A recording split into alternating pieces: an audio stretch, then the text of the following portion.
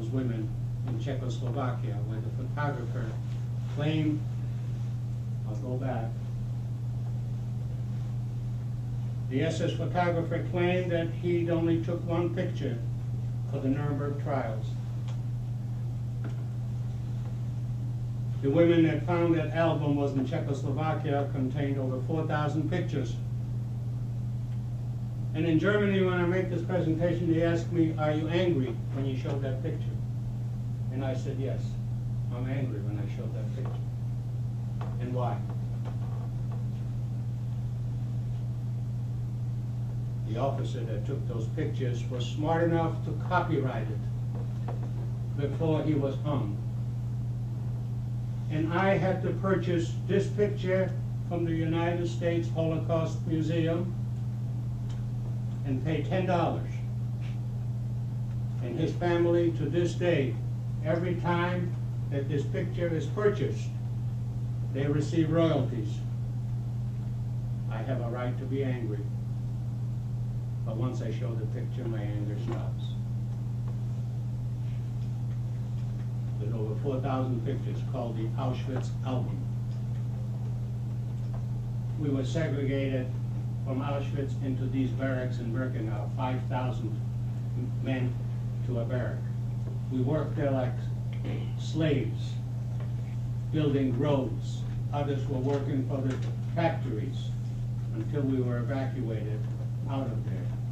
When you go back today to Auschwitz, you'll see nothing there except rebuilt what used to be, because the Polish people went ahead and tore down all the barracks and used them for wood. You will see a picture of a tablet. There's 3 pictures of this. One of the inmates found a camera. He took 3 pictures because the crematorium couldn't handle on a daily basis the 10,000 people that they were burning, or 10,000 or 20,000 people. So they just went ahead and put them in pits and burned them alive, primarily women and children. When he went back after the war, he recovered the film and went ahead and developed it to show it. There's only 3 pictures like that available. When I went to the archives in Auschwitz, I found my card. That was my original name, Markowski. But I had forgotten when the Germans were asking me at that table as far as birthday, and I registered myself as 1929. To this day, I have kept 1929 as my birthday. It doesn't matter.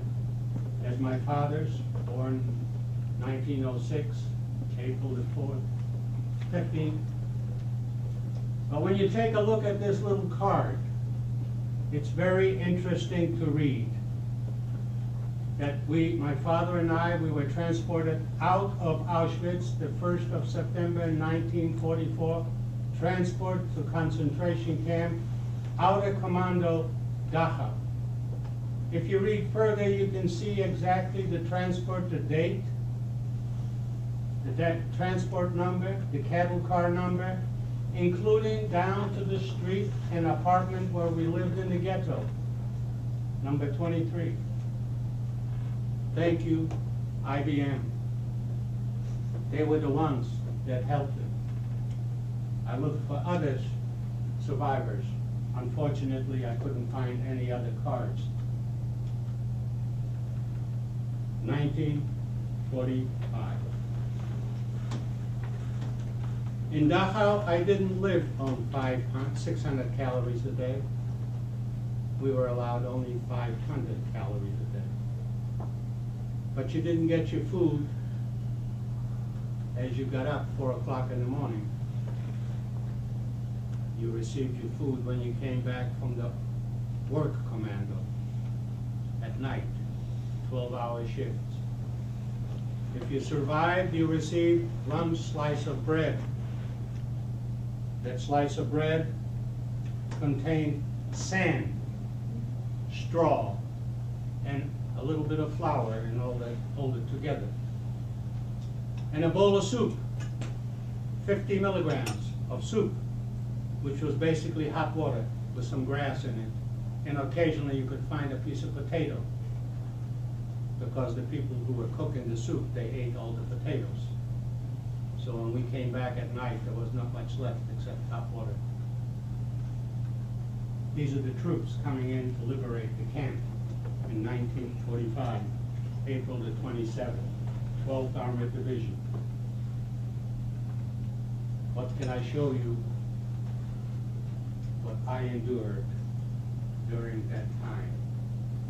Overnight, the Americans built a pontoon bridge because the main bridge was blown by the Germans. We had 11 camps, sub-camps of Dachau. I worked in practically every one of those camps on a daily basis, lugging cement sacks, 50 pounds, where I only weighed 40 pounds. Or working in the gravel pit, 30 feet below ground, hauling out gravel to build this monument, or we called it the bunker. This was to be a factory to assemble ME-262 Messerschmitt jet planes that the Germans were going to have. They already had the planes, but they built these bunkers. And we worked on those bunkers. This roof was 7 meters thick. And we had to go ahead and pump cement onto it, because we take the gravel out of the pits, sand was added to it in the pumping stations, mixed it into a slush, and pump it up there.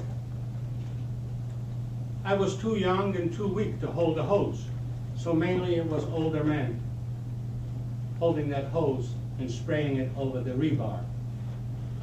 And if by chance somebody fell in there, they didn't bother taking them out. They just kept pouring the cement over him.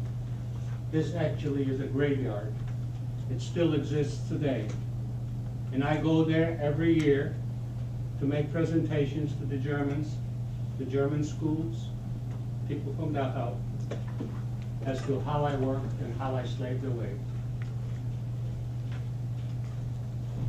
And then came the evacuation out of the camps back to Dachau. And this is what the Americans found, the little barracks.